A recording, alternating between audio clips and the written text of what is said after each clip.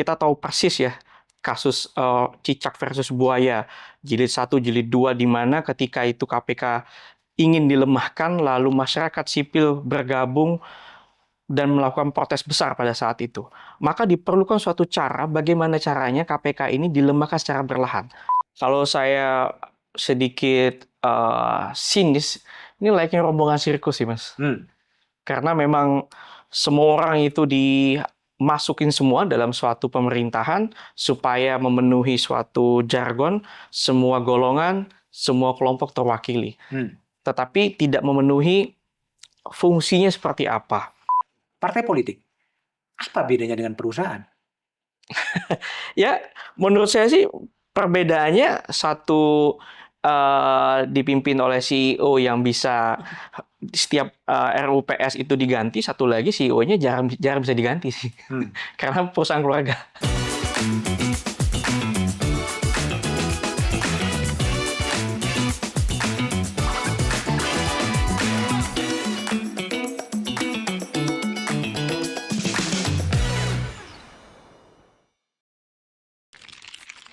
Oke, jumpa lagi di Back to BDM untuk omong-omong politik dan hukum yang semoga saja memberikan pencerahan pada Anda semua, bukan malah tersesat di jalur yang penuh dengan kesesatan dengan narasumber-narasumber pilihan.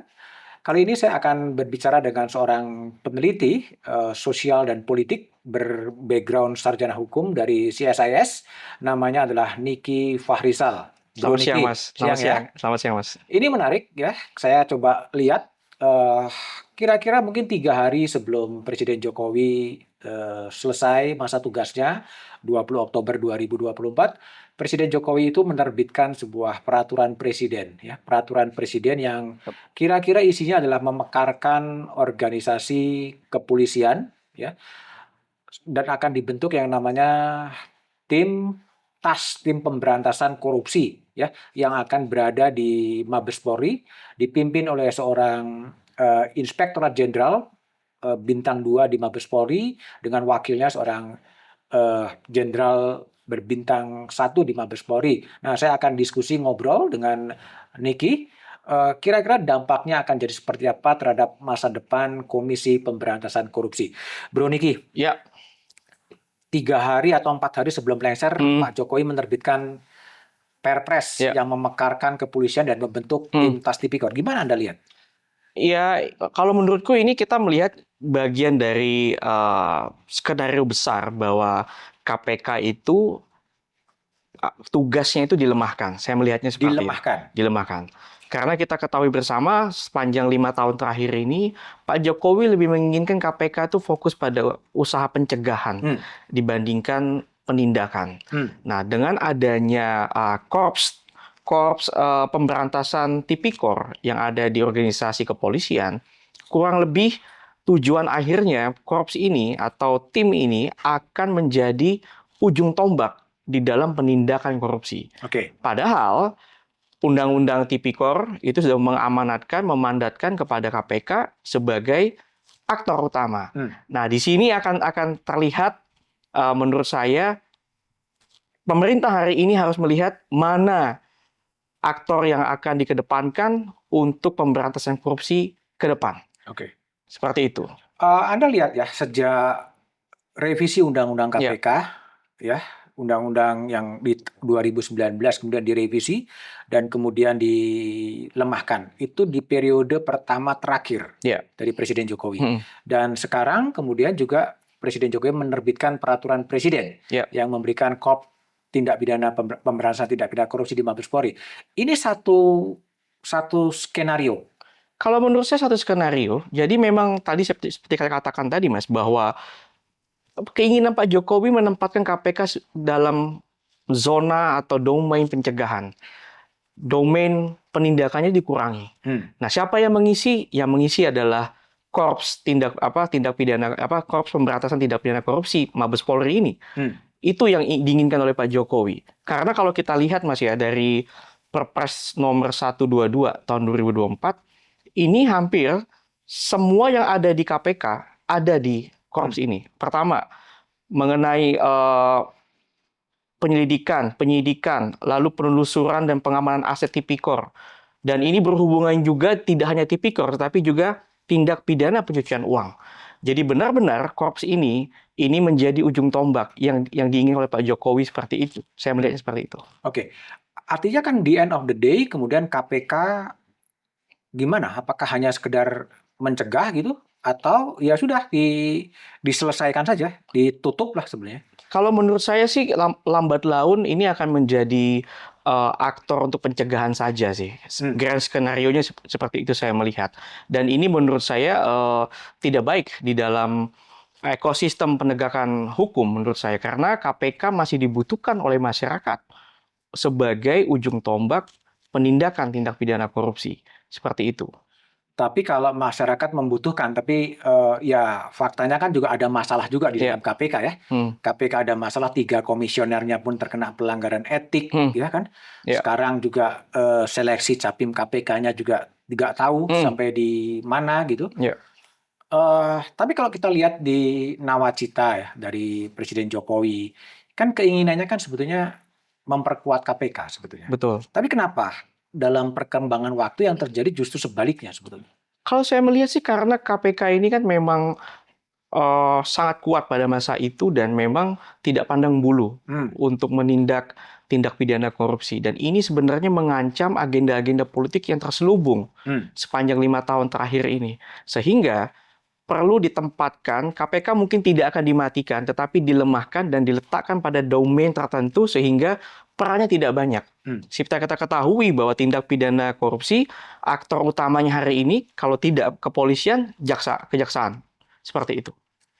Ya, ini kan agak sedikit berbeda ketika KPK didirikan 2002 ya. 2002 dan itu mulai undang-undangnya lahir. Kemudian KPK dibentuk 2004, 2004 kemudian dibentuk. Itu kan dengan sebuah asumsi bahwa penegakan hukum itu, pembersihan itu harus dilakukan dengan sapu yang bersih juga. Tidak mungkin dilakukan dengan sapu yang kotor. Nah, kalau memang logika itu yang dipakai, apakah situasi kebersihan di lembaga penegak hukum itu sudah tercapai sekarang sebetulnya, sehingga harus let's say ini akan dimatikan nih KPK itu sebetulnya? Kalau menurut saya sih memang KPK ini kan memang aktor yang berbahaya ya bagi para koruptor, dan yang mana koruptor ini memiliki jejaring-jejaring koneksi-koneksi politik di elit politik. Maka kalau saya melihat bagaimana caranya KPK ini dilemahkan, itu yang pertama. Yang kedua, ketika ini dilemahkannya seperti apa supaya nampak di muka publik bahwa tidak terlalu kasar. Maka yang pertama dilakukan adalah revisi undang-undang KPK itu. Dikurangi beberapa wewenangnya, lalu ditambah juga ada Dewan Pengawas dan seterusnya.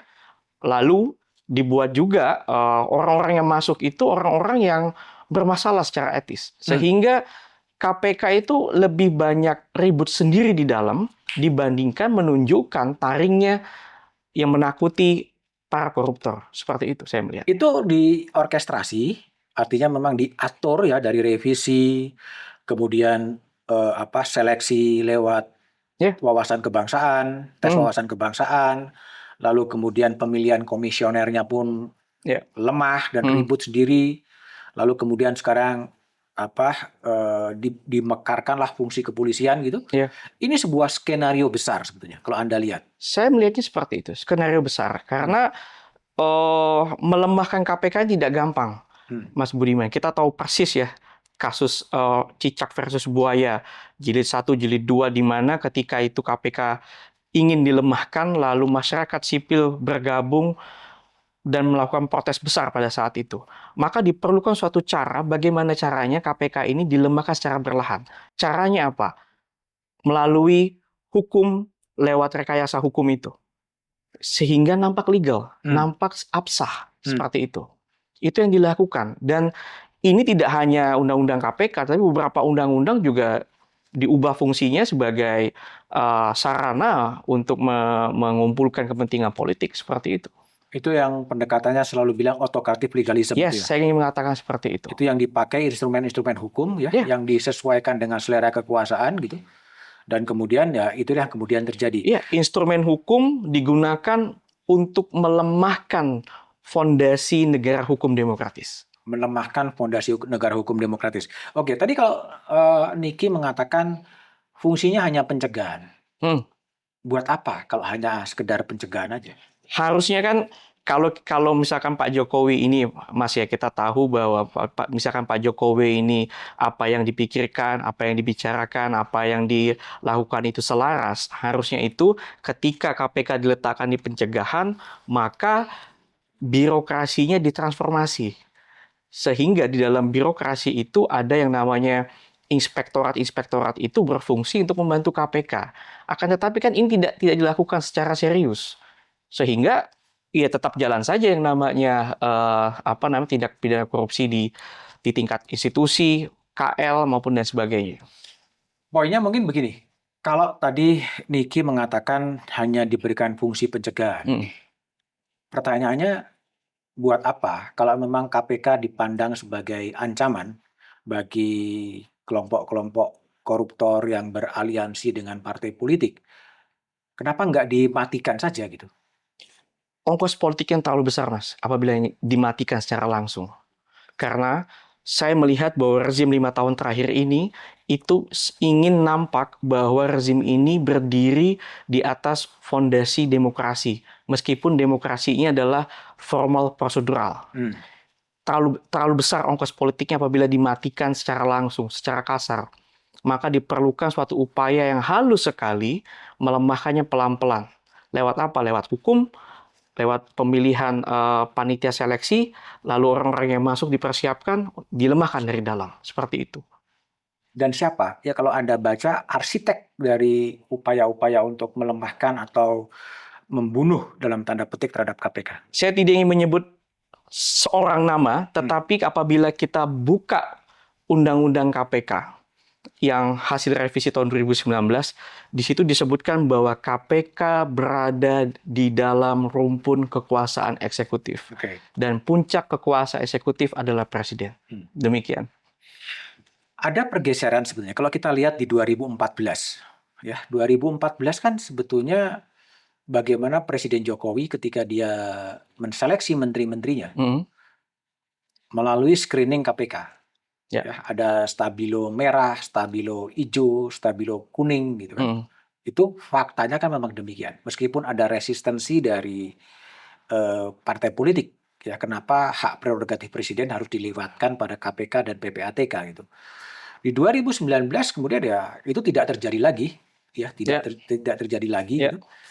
Dan sampai sekarang kemudian Pak Jokowi di 2014 dengan skor indeks persepsi korupsinya 34, ya.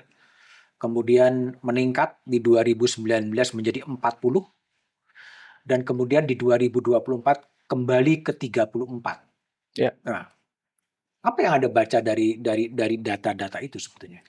Kalau saya melihat bahwa penindakan anti korupsi ini kan sebenarnya menjadi pertama lip service saja, tidak pernah konsisten.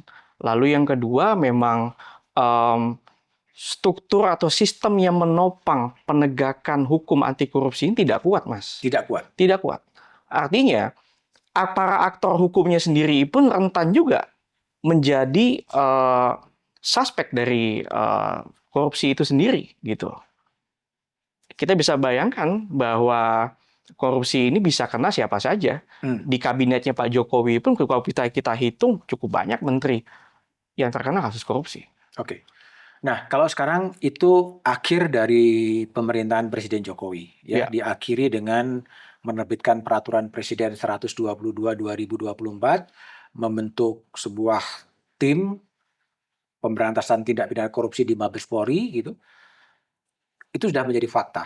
Nah, sekarang pemerintahan baru sudah muncul, Pak Prabowo, yang juga dalam pidato-pidatonya mempunyai sebuah harapan besar, ya, terhadap pemberantasan korupsi, ya, dan menginginkan agar tidak mencuri uang dari APBN dan lain sebagainya. Apa yang harus dikerjakan oleh Pak Prabowo ketika situasinya demikian? Ketika kita melihat ada dua aktor hukum yang cukup strategis yang memiliki domain penegakan anti korupsi, artinya Pak Prabowo ini harus bisa mensinkronisasi.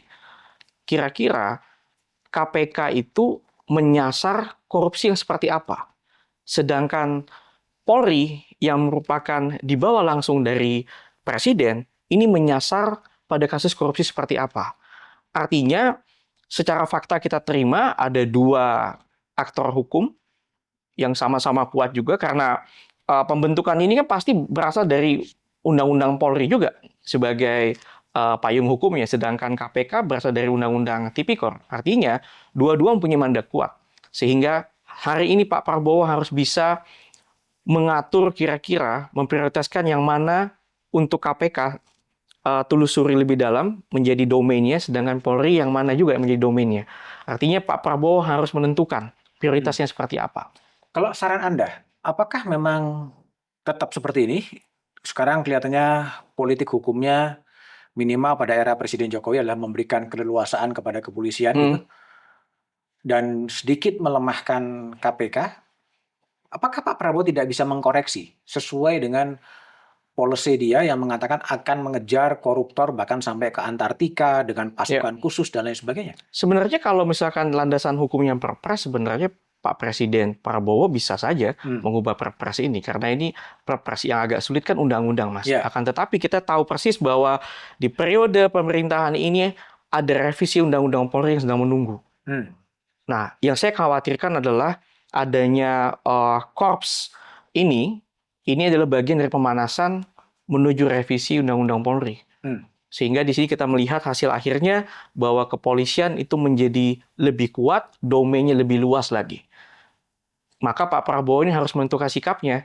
Apakah ingin merevitalisasi KPK atau tetap membiarkan KPK menjadi lemah? Political will Pak Prabowo ditunggu oleh masyarakat Indonesia hari ini. Seperti itu. Iya, kalau dari narasi-narasi politiknya kan memang menunjukkan komitmen ya. Artinya kan minimal tadi saya bilang ya akan mengejar koruptor sampai Antartika dengan pasukan khusus ya. Lalu memperingatkan menteri-menterinya untuk tidak mencuri dana dari APBN ya. Ini kan konsisten mengatakan itu gitu loh. Tetapi kalau menurut sarannya Niki, apakah memang Perpres ini dikoreksi? Ya, dikoreksi, dikembalikan. Udahlah ini biar domain KPK. Pilihannya adalah mau memberantas korupsi menggunakan Komisi Pemberantasan Korupsi atau tidak. Kan dihadapkan pada pilihan-pilihan itu. Kalau menurut Anda gimana posisinya? Kalau menurut saya sih kelihatannya sih Perpresnya akan tetap bertahan ya. Akan tetap bertahan. Akan tetap bertahan ya, Mas ya, karena kita lihat sendiri bahwa di dalam kabinetnya sendiri cukup banyak korps kepolisian ya, purnawirawannya, dan kita lihat juga bahwa relasi Pak Prabowo dengan kepolisian itu cukup baik hari ini. Sehingga apabila ini dibatalkan, menurut saya itu menjadi tidak mungkin. Karena kelihatannya tetap akan dipertahankan. Tinggal sekarang Pak Prabowo, ini ada dua institusi, ada dua instrumen, mau seperti apa instrumennya ini? Mau dikuatkan, kalau dikuatkan domainnya seperti apa? Kalau menginginkan tim kepolisian ini menjadi ujung tombak, maka KPK porsinya harus seperti apa? Pak Prabowo harus menentukan sikapnya. Tapi kan KPK ini kan juga nggak punya apa-apa sebetulnya. Ya, kalau kita lihat dukungan politik sudah nggak ada. Dukungan masyarakat sipil sudah lemah karena konflik di dalam tubuh KPK-nya sendiri. Penyidiknya juga dari kepolisian. Kalau kepolisian tidak mengirim penyidiknya ke KPK, dia juga nggak bisa ngapa-ngapain. Penuntutnya dari kejaksaan. Kalau kejaksaan kemudian tidak mau mengirim atau menarik penuntutnya juga kemudian selesai. Nah, dalam konstelasi seperti itu, apa enggak, ya sudah, sejarah saja bahwa akhirnya KPK yang sudah berusia 20 tahun itu harus mati. Ya, sekarang tinggal kembali ke Pak Prabowo sih, Mas, kalau saya melihat ya. Kalau memang menginginkan KPK tinggal sejarah, itu gampang sekali dilakukan oleh Pak Prabowo. Ya, kita biarkan saja, misalkan saya menjadi Pak Prabowo, biarkan saja prosesnya seleksi ini, saya tidak ambil pusing, terserah siapa yang ngisi itu, lalu biarkan mereka bekerja business as usual, lama-lama itu KPK akan meredup sendiri. Itu kalau kita menginginkan KPK menjadi biasa-biasa saja. Tapi apabila kita menginginkan KPK ini memiliki special purpose, maka Pak Prabowo harus menentukan itu di dalam 1 tahun pertama ini. Karena biar bagaimanapun KPK ini masih merupakan mandat dari Undang-Undang Tipikor. Seperti itu. Iya. Tapi kalau kita lihat sejarah ya, Mm-mm. sejarah ketika KPK dilahirkan, membunuh KPKPN. Ya. KPKPN kemudian dilebur ke dalam KPK, ya Mm-mm. kan? Kemudian dulu ada namanya Tim Gabungan Tindak Pidana Pemberantasan Korupsi. Ya. Itu juga kemudian dimatikan Mm-mm. oleh Mahkamah Agung, ya Ya. kan? Ada juga namanya Tim Tas Tipikor pada waktu itu. Mm-mm. Itu juga kemudian mati gitu. Ya. Nah, kalau lihat sejarah pemberantasan korupsi di Indonesia, pola yang sekarang ada kan sebenarnya sama saja. Hanya KPK ini istimewa, 20 tahun dia bisa bertahan karena dukungan dari civil society gitu kan. Mm-mm. Secara bertahap dukungan dari elit makin menurun dan Mm-mm. mungkin ini akhir dari Komisi Pemberantasan Korupsi. Kalau kita mengikuti logika linear sejarah seperti itu bisa jadi demikian, Mas. Hmm. Tetapi dalam benak saya bahwa selama 20 tahun ini KPK sudah cukup banyak berbuat bagi Indonesia ini, dan menurut saya itu kalau Pak Prabowo ingin sekali korupsi ini diberantas, maka ia harus menghidupkan, memberikan napas baru bagi KPK. Oke. Anda masih punya harapan kepada pemerintahan baru Pak Prabowo untuk kembali memberikan nafas kepada KPK? Masalahnya sekarang ini kan narasi itu kan sering didengung-dengungkan oleh Pak Prabowo ya, Hmm. dalam beberapa pidato yang kemarin juga seperti itu. Maka sebagai seorang warga negara, saya menunggu konsistensi sikap Pak Prabowo. Dalam 1 tahun ke depan, KPK mau diapain? Seperti itu. Kalau saran Anda, apakah menggunakan kepolisian, menggunakan kejaksaan, atau menggunakan KPK sebetulnya? Tergantung ininya, Mas. Kasus korupsinya seperti apa? Lalu nilai yang dikorupsi itu seperti apa? Sebab KPK ini kalau menurut saya ini harus bermain di tingkatan yang lebih strategik lagi. Sebab sumber daya ini kan banyak yang berhubungan dengan institusi lain. Kejaksaan, lalu kepolisian, maka dia harus main pada suatu titik yang lebih strategik lagi dibandingkan kepolisian. Nah, itu hanya bisa dilakukan apabila dibuat kembali yang namanya strategi pencegahan ataupun penindakan anti korupsi seperti itu. Dan itu domain dari Pak Prabowo. Domain dari Pak Prabowo. Dan masih ada harapan bahwa KPK akan dipulihkan dari KPK sisi kematiannya. bisa dipulihkan karena kalau kita mengutip tadi Undang-Undang KPK bahwa KPK berada di dalam rumpun kekuasaan eksekutif.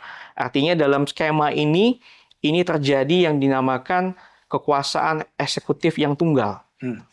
Presiden sebagai pimpinan eksekutif bisa menentukan strategi seperti apa untuk memastikan keberadaan KPK di dalam penegakan anti korupsi. Tapi kalau Bro Niki baca, Mm-mm. apakah memang ada dukungan politik sih dari DPR terhadap KPK? Dukungan itu makin kecil memang, itu sebuah fakta politik, Mas. Tetapi masyarakat sipil ini masih mempunyai harapan terhadap KPK. Menurut saya seperti itu. Kenapa? Semua partai politik ingin memberantas korupsi, semua teriak keras ketika soal pemberantasan korupsi, tapi tidak punya dukungan politik terhadap KPK. Karena KPK tadi, saya katakan tadi bahwa punya rekam jejak yang begitu menakutkan bagi elit-elit politik yang memang suka sekali mengotak-atik anggaran lalu bancakan terhadap anggaran itu. Jadi sangat sangat menakutkan sekali KPK ini. Sangat menakutkan sekali. Maka dalam logika politik yang lebih realis, saya ingin mengatakan bahwa ini harus dilemahkan supaya bancakan ini bisa dilakukan secara smooth seperti itu. Oh, dilemahkan agar bancaan itu bisa dilakukan secara smooth. Itu hanya partai politik atau juga kelompok-kelompok oligark juga sebenarnya? Kelompok oligark juga termasuk di situ. Karena kan kelompok oligark juga secara menempel kepada partai politik. Dan memang harus dimatikan. Memang harus dimatikan dalam logika mereka. Oke. Tapi kenapa Presiden Jokowi tidak cukup punya posisi yang cukup tough gitu? Beda dengan Pak SBY. Kan keinginan membunuh KPK itu kan sudah dilakukan kepada era Pak SBY juga sebenarnya. Tapi Pak SBY tetap bisa membentengi KPK. Tapi pada era Pak Jokowi dengan revisi Undang-Undang KPK dan kemudian sekarang dengan munculnya peraturan presiden yang cenderung kemudian melemahkan KPK itu sendiri. Ada dua hal yang ingin saya katakan. Yang pertama itu adalah soal seberapa dalam keutamaan politik Presiden Jokowi. Yang kedua adalah soal daya jangkau berpikirnya. Apakah KPK ini memiliki kekuatan untuk ke depan, itu tidak bisa dipikirkan. Jadi ada dua tadi. Virtu politik dan daya jangkau berpikir. Seperti itu. Ya, jadi itu yang jadi problem besar di Ya. di Jokowi. Ya. Virtunya juga mungkin timbul tenggelam gitu. Lalu kemudian daya jangkaunya juga mungkin terlalu terfokus pada, atau memang korupsinya memang mengganggu pembangunan infrastruktur dan sebagainya. Ya, karena kan saya sering dengar itu Mas di media, mungkin Mas Budiman juga sering dengar bahwa ada yang pernah mengatakan bahwa korupsi itu oli pembangunan. Ya, menurut saya karena itu. Karena apabila fokus yang pada soal pembangunan infrastruktur saja, maka potensi korupsi kan cukup tinggi. Nah, untuk menghindari radar dari KPK ini, ya memang harus dilemahkan radarnya. Seperti itu. Dilemahkan ya? Dilemahkan. Belum sampai dimatikan. Belum sampai dimatikan. Sebab kenapa dia dimatikan? Karena apabila itu dimatikan, masyarakat di dunia memandang Indonesia bukan lagi sebagai negara hukum demokratis atau bukan sebagai negara demokrasi yang mengedepankan substansial seperti itu. Jadi dalam alam berpikirnya autokratik legalisme itu, tiang-tiang demokrasi tetap dipertahankan supaya nampak seperti demokrasi, namun di dalamnya sudah keropos. Nah, kalau memang hanya sekedar ornamen, apakah tidak sebaiknya memang dimatikan saja gitu? Ongkos politik terlalu besar, Mas, apabila langsung dimatikan. Ongkos politik apa? Kan memang tidak diinginkan sebetulnya KPK itu. Ya, pasti akan ada penolakan dari masyarakat, dan kita tahu persis Presiden Jokowi sangat memperhatikan sekali citra model-model. Pak Jokowi kan sudah selesai. Ini kan kemudian era baru Pak Prabowo sebetulnya.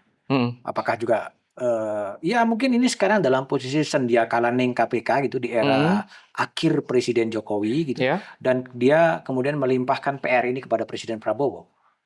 Bisa jadi demikian. Sekarang tinggal Pak Prabowo saja menurut saya. Kalau Pak Prabowo memang berpihak kepada rakyat yang memang sering dia katakan itu, maka KPK di tangan Pak Prabowo ini harus tetap hidup. Oke, baik. Jadi kira-kira ini obrolan pertama saya dengan Niki, ya kira-kira menjadi sandia kalaning KPK lah ya. PR yang dikerjakan oleh Presiden Jokowi dan kemudian akan direspon oleh Presiden Prabowo. Kita pindah geser ke tema lain, Bro Niki.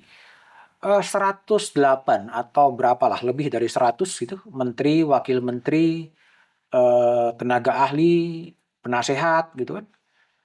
Apa yang Anda baca dari begitu banyaknya orang berkumpul di pemerintahan Prabowo? Kalau saya sedikit sinis, ini layaknya rombongan sirkus sih, Mas. Karena memang semua orang itu dimasukin semua dalam suatu pemerintahan supaya memenuhi suatu jargon, semua golongan, semua kelompok terwakili. Tetapi tidak memenuhi fungsinya seperti apa, pembagian tugasnya seperti apa. Semua orang masuk, semua orang harus mendapat jabatan, semua orang harus happy, semua happy, seperti itu. Tapi kan ada logika juga bahwa bangsa ini besar, sehingga harus juga ditangani oleh tim yang besar juga, ya kan? Masalahnya banyak, sehingga harus lebih fokus lah. Gimana Anda merespon sebenarnya argumen itu? Kalau misalkan Pak Prabowo itu menginginkan transformasi birokrasi, sebenarnya satu masalah itu sudah bisa diatasi, Mas. Misalkan sudah tiap kecamatan atau tiap kementerian itu birokrasinya sudah sangat baik, sebenarnya nggak perlu banyak menterinya. Dan misalkan tadi, presiden maupun pemerintah dalam secara luas itu bisa membuat badan-badan seperti semi-independen atau independen sebenarnya. Dan itu memang sempat satu dekade lalu memang itu menjadi tren seperti itu. Ada badan semi-otonom atau badan independen itu yang memang mengerjakan suatu fungsi khusus. Dan itu diakui juga di dalam sistem konstitusional kita, seperti itu. Bisa saja membuat seperti itu. Kekhawatiran apa? Kekhawatirannya adalah memang ini butuh waktu lama untuk settle gitu, untuk memindahkan pegawai, mencari gedung, institutional building terhadap kementerian-kementerian baru, misalnya soal Menko Infrastruktur gitu. Kan sekarang juga masih betul akan segera ketemu kantornya. Tapi kan ini menggabungkan membangun yang baru gitu. Ya, kalau menurut saya sih, misalkan kayak masalah yang tadi pagi mungkin saya baca di Hmm. koran bahwa Mas AHY belum ada kantor. Hmm. Itu baru kantor, Mas, fisiknya, Mas. Belum sistem birokrasi di dalamnya, belum Hmm. pegawai-pegawainya mau Hmm. seperti apa. Hmm. Seperti misalkan pembentukan badan komunikasi presiden misalkan. Hmm. Itu kan mengambil daya dari tempat lain juga, sumber daya tempat lain juga. Nah, ini menurut saya pembentukan badan baru seperti ini harusnya bisa diperhitungkan. Hmm. Karena ini bisa mengambil dari apa mengambil sumber daya dari sana sini, dan menurut saya itu merusak ritme pemerintahan yang sudah ada. Lalu Seperti dalam itu. posisi seperti sekarang apa yang harus dikerjakan oleh Presiden Prabowo? Pak Prabowo bisa menjadi dirigen yang baik tidak? Hmm. Karena salah satu menurut saya itu ada 3 hal yang menurut saya harus ada itu di Pak Prabowo. Satu, komunikasi, Mas. Karena kita ketahui bersama 34 menteri saja komunikasi itu bisa susah, apalagi ini mencapai 100 lebih seperti itu. Tapi Lalu kan ada 7 Menko. 7 Menko, apakah Menko-Menko ini memiliki kemampuan komunikasi yang baik? Belum tentu juga jawabannya. Hmm. Karena banyak sekali di bawah-bawahnya. Malahan Menko juga punya wakilnya, Mas. Dan itu Iya. kan juga ya agak lucu sih menurut saya sih. Menko itu menteri koordinator. Ah, Lalu punya wakilnya lagi. iya, Ini iya, kan iya. benar-benar mengakomodasi saja sebenarnya. Politik akomodasi. Politik akomodasi menurut saya. Hmm. Komunikasi, sinkronisasi, dan integrasi ini menjadi kata sakti menurut saya untuk mengorkestrasi pemerintahnya begitu besar ini, kabinetnya begitu gemuk ini. Itu Seperti itu. kira-kira berapa lama kalau dari kajian-kajian Anda gitu, kementerian-kementerian baru ini bisa settle dan kemudian bisa run? Kan maunya Pak Prabowo kan gaspol kan, jadi malam-malam kan Iya, iya. dia udah lantik Mhm. menteri-menterinya terus begitu kan. Dan, Mhm. tapi kan dihadapkan pada realitas ya kantornya, organisasinya, Ya. ASN-nya belum ada semua gitu. Mhm. Kalau menurut saya 100 hari kurang, Mas. Untuk Kan biasanya kan masyarakat menunggu 100 hari gitu. Kalau menurut saya dengan pemerintahnya begitu besar ini, kabinetnya begitu gemuk ini, 100 hari kurang. Minimal 1 tahun, Mas. 1 tahun. 1 tahun minimal. Jadi loss of time 1 tahun untuk 1 tahun. urusan, tapi kan banyak juga lah. Kalau Pak Prabowo mau kan dia bisa keluarin Perpu misalnya kan, untuk mengembalikan KPK pada fungsi orisinilnya. Ya, itu juga bisa. Kalau bisa dikerjakan, dia bisa mengeluarkan Perpu soal undang-undang perampasan aset gitu. Itu kan bisa dikerjakan oleh Prabowo, tidak harus menunggu kabinet menterinya sebetulnya. Ya, bisa dikerjakan memang. Karena Perpu itu memang wewenang konstitusional dari Pak Presiden ya. Tetapi kan sekarang masalahnya untuk mengerjakan prioritas-prioritas yang ada, kita butuh kementerian yang fit, kementerian yang betul-betul siap kerja, yang performanya di atas rata-rata. Karena kan kita tahu persis kalau kita baca visi misinya Pak Prabowo itu begitu kompleks, begitu besar, banyak hal yang mau dikerjakan, Mas. Termasuk makan siang bergizi dan gratis itu. Itu kan butuh data, butuh orang-orang yang bekerja, lalu bagaimana menyingkronkannya dengan pemerintah daerah itu juga menjadi penting juga. Seperti itu. Oke, jadi lebih khawatirnya banyak wasting time ya, banyak waktu yang terbuang untuk menteri-menteri ini bisa segera. Konsolidasinya saja ini bisa 2 lapis, Mas. Konsolidasi Pak Presiden, Wakil Presiden ke para menteri, lalu konsolidasi menteri ke birokrasi yang ada di kementeriannya. Dan itu memakan banyak energi menurut saya. Oke, kita spesifik misalnya soal menteri soal hak asasi manusia yang dipegang oleh Natalius Pigai dan wakil menterinya Mugianto. Ya. Apa yang diharapkan agar isu soal hak asasi manusia, Ibu Sumarsih masih tiap hari demo di istana dengan aksi Kamisan, kan? Berbagai kasus pelanggaran HAM berat masa lalu juga belum terselesaikan. Nah, sekarang ada sama nih sebetulnya. Ada Menteri HAM, ada Komnas HAM. Untuk menjawab itu, tadi pagi saya baru diwawancara juga, Mas, bahwa Pak Yusril itu mengeluarkan satu statement yang cukup tanda tanya terhadap pengungkapan kasus-kasus HAM ini gitu, yang menunjukkan bahwa kelihatan ada keengganan untuk mengungkap kasus-kasus ini. Kalau misalkan tadi pernyataannya Pak Yusril tadi pagi itu memang benar-benar terjadi, artinya di hari pertama kedua dari tugas Kementerian HAM ini sudah mulai tumpul seperti itu. Jadi saya melihat begini, Kementerian HAM mungkin penting untuk mengungkap 12 kasus HAM berat yang memang sudah diungkap di pemerintahan sebelumnya. Tetapi bagaimana komitmen dari kedua pejabat tinggi ini untuk bekerja keras mengungkapkan itu, di mana di dalam pemerintahan hari ini aktornya juga ada di situ juga. Seperti itu. Ya. Bagaimana seberapa berani, seberapa penyali. Seperti itu.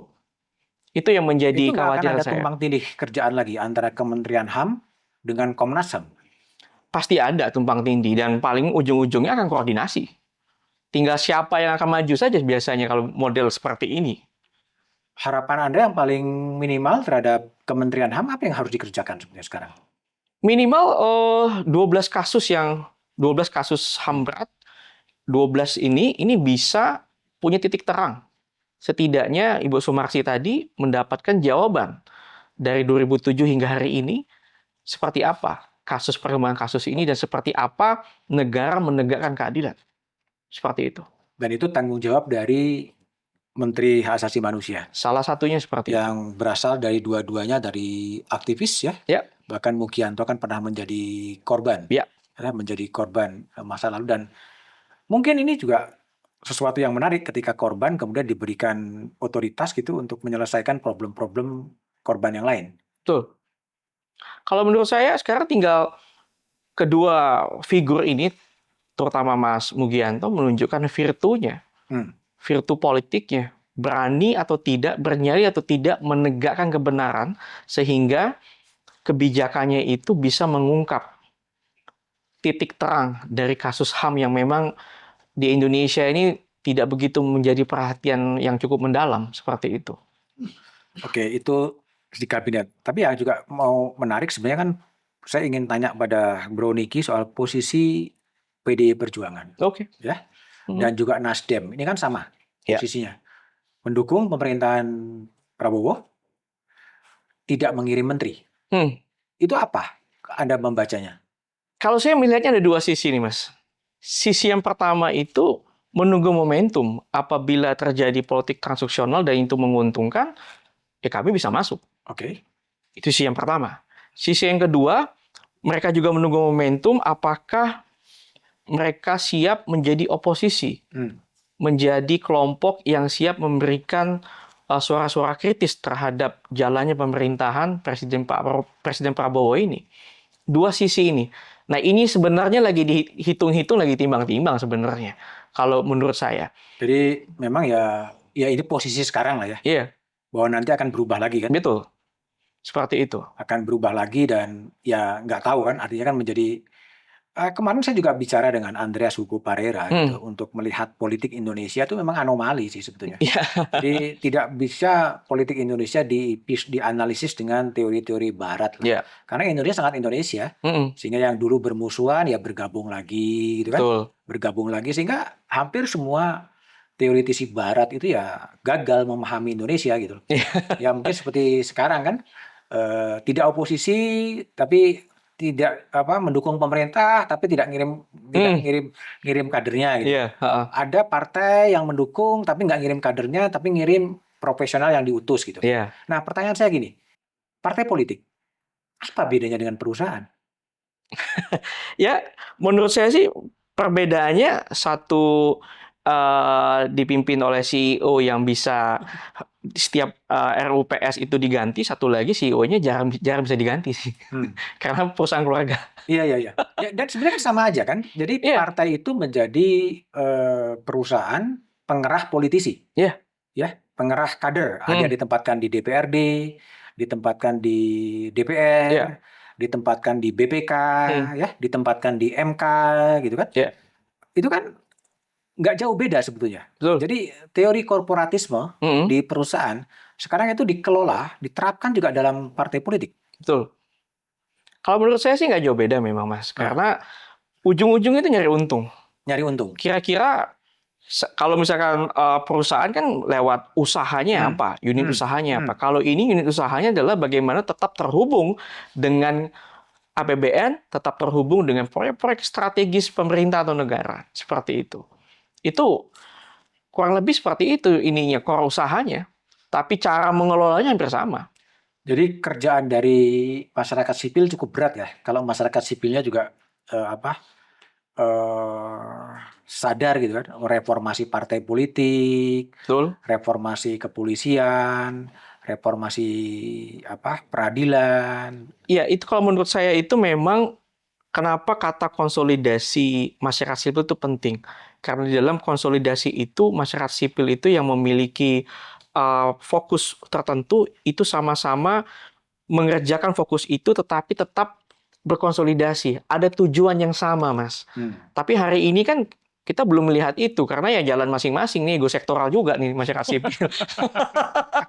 Jadi di birokrasinya ada ego sektoral, masyarakat sipil kurang lebih juga sama ya, ego sektoral juga. Ya, jadi Bro Niki memang politiknya ruwet gitu ya. Politiknya ruwet gitu kan. Governance-nya juga ya agak susah ditebak sehingga Ya, ya mungkin kalau lihat politik Indonesia kemarin seperti saya bicara dengan Andreas Hugo Parera, ya sudahlah, nggak usah terlalu baperan gitu kan. Kita membicarakan politik dengan joke gitu kan, dengan ngobrol-ngobrol. Indonesia punya agility ya, ya. punya kelihatan gitu. Hmm. Ya nggak tahu apakah kemudian itu yang membuat kemudian bangsa ini tidak bergerak dengan sangat pesat gitu. Kemarin saya tanya sama Hugo gitu, kenapa nggak dibikin kalau pemilu ya ada 3 kontestan, yang nomor 1 terpilih sebagai presiden, yang katakanlah yang nomor 2 udah kalau begitu masuk ya kamu jadi Menko gitu kan, yang ketiga nggak dapat kamu jadi menteri, langsung aja dibagi gitu. Iya. Ada setuju nggak dengan logika itu? Kalau misalkan memang politik yang begitu anomali di Indonesia dan logika itu masuk akal dengan keanomaliannya, bisa jadi, Mas. Iya kan? Seperti itu. Seperti memilih ketua kelas gitu. Iya. Kan ketua kelas ada kontestasi, yang nomor 1 dapat ketua, yang nomor 2 dapat sekretaris, yang nomor 3 dapat bendahara kan gitu. Iya. Bukankah itu yang terjadi sekarang ini sebetulnya? Kurang lebih seperti itu. Ya kan? Karena kalau kita lihat, ya misalkan kiblatnya Amerika Serikat, mana mau Donald Trump jadi Menteri Pertahanan misalnya. Iya. Sedangkan Indonesia kan bisa, Mas. Seorang Prabowo Subianto ini kan kalah di pemilu 2019, lalu masuk kabinet, menjadi Menteri Pertahanan. Iya. Lalu dapat konsesi, dapat jalan yang baik, menjadi presiden hari ini. Iya. Indonesia begitu tinggi anomalinya. Iya, itu Indonesian way toh. Iya. Tetapi cara-cara itu efektif untuk konsolidasi kekuasaan, efektif juga membuat stabilitas politik. Iya. Ya, Seperti itu. Marcus Mester kan mengatakan bahwa dalam sistem presidensial Indonesia yang paling stabil kan sebenarnya di Indonesia ini sebetulnya. Nggak pernah ya, karena memang Indonesian way. Ya, jadi kita lihat Indonesia seperti tadi, pemilihan ketua kelas aja gitu. Jadi siapa yang menjadi nomor 1 ya jadi ketua kelas, jadi presiden. Yang nomor 2 dapat 3 menko gitu kan. Lalu yang nomor 3 dapat menteri gitu. Iya. Mungkin itu. Jadi Indonesia sedang membuat sebuah teori politik baru gitu, yang sangat berbeda dengan teori-teori Barat gitu. Gimana? Saya juga sepakat melihat itu. Karena begini, Mas, saya ingat sekali saya diwawancara. Itu menjelang pemilu sekitar tahun 2023 ya. 2022, 2023 itu di range tahun itu saya diwawancara. Waktu itu pertanyaan simpel aja. Apakah Pak Jokowi akan dalam posisi lemdak? Saya katakan tidak demikian. Bagi alam berpikir Pak Jokowi, sampai dengan transisi kekuasaan 20 Oktober 2024, ia tetap presiden dan ia tetap bisa melakukan apapun itu di dalam koridor kekuasaannya. Dan kita lihat bagaimana yang terjadi. Padahal hampir seluruh pakar menyebutkan lemdak. Iya. Iya, lemdak itu kan pandangan Barat ya. Ya kita kan ya punya Indonesian way. Makanya itu. Ya Indonesian way gitu kan, punya kultur yang berbeda dengan yang lain-lain gitu loh. Sehingga pertanyaan kemarin sama Hugo saya mengatakan apakah nggak diformalkan saja gitu loh. Sehingga tidak terlalu banyak dana dikeluarkan, tidak terlalu banyak ketegangan di level akar rumput gitu kan. Ya langsung saja dibikin undang-undang. Bahwa undang-undang pemilu mengatakan bahwa kalau kontestannya 5 itu nomor 1 presiden, nomor 2 dapat 3 menko, nomor 3 dapat 2 menteri gitu kan. Langsung aja dibagi begitu. Mungkin cara-cara yang off the box ini mungkin bisa mengatasi problematik politik Indonesia mungkin. Oh iya, kita ya kadang-kadang selalu American side gitu. Iya. Jangan-jangan saya harus menjadi devil advocate gitu setelah berdialog dengan realitas-realitas yang ada gitu. Ya apa? Ya bisa jadi Mas, demikian. Karena hampir seluruh konsep-konsep yang saya pelajari ya, Nah, di bangku sekolah, nah, yang mana itu memang bersumber dari Barat, nah. tidak berlaku dalam menjawab. Kadang-kadang tidak berlaku untuk menjawab fenomena politik Indonesia. Iya, tidak berlaku. Seperti itu. Jadi kalau kita baca artikelnya Pak Mahfud di Hmm. Kompas, sudah habis teori di gudang. Iya. Dia mengatakan begitu. Teorinya sudah habis Hmm. semua, ya Indonesia begini-begini aja gitu loh. Iya. Suruh bikin Komisi Nasional Hak Asasi Manusia dibuat, ya nggak Hmm. selesai juga. Ya. Ya kan? Harus dibikin ada komisi yudisial, Hmm. hakim agungnya ditangkap juga. Hmm. Ya kan? Suruh dibikin Komisi Nasional Hak Asasi Manusia, ya tadi nggak selesai dibikin KPK, KPK-nya dilumpuhkan. Jadi Hmm. teori apa? Ini kan teori state auxiliary bodies yang Iya. dibikin gitu kan. Hmm. Tapi kan semuanya, ya tadi, tidak ada satu teoritisi Barat pun yang bisa membaca Indonesia. Ya. Jangan-jangan memang ketahanan demokrasi kita dibangun lewat pemikiran-pemikiran anomali itu. Oke, Bro Niki. Jadi ini obrolan yang nggak terlalu serius sebetulnya, ya. Karena kita berdialog dengan realitas empirik, mungkin juga kita Iya. pusing juga gitu kan. Iya. Sehingga kita mencoba mencari pembenaran-pembenaran ya. Ya sudah dinormalisasi saja Iya. apa yang ada gitu. Karena terbukti beberapa teoritisi dari Barat juga gagal untuk membaca Indonesia ya. Iya. Gagal membaca Indonesia dengan teori koalisi oposisi. Iya. Ya. Thank you Bro Niki. Thank Makasih you. ya. Sampai ketemu lagi. Oke, demikian obrolan saya dengan Niki Farisal dari peneliti senior dari CSIS soal anomali politik di Indonesia, di mana teori-teori Barat itu gagal untuk membaca Indonesia. Dan satu hal yang juga cukup penting dan pesan disampaikan oleh buku Niki Farisal adalah era sekarang adalah era Sandia Kalendeng KPK. KPK di ujung kematian, ya, di ujung kematian setelah direvisi, kemudian dimunculkan peraturan Presiden nomor 122 2024. Tapi apakah KPK atau mati atau tidak tergantung pada Presiden Prabowo Subianto. Itulah obrolan saya dengan Niki. Silakan like, subscribe, dan komen. Dan kita akan bertemu dalam tamu-tamu saya yang lain. Thank you.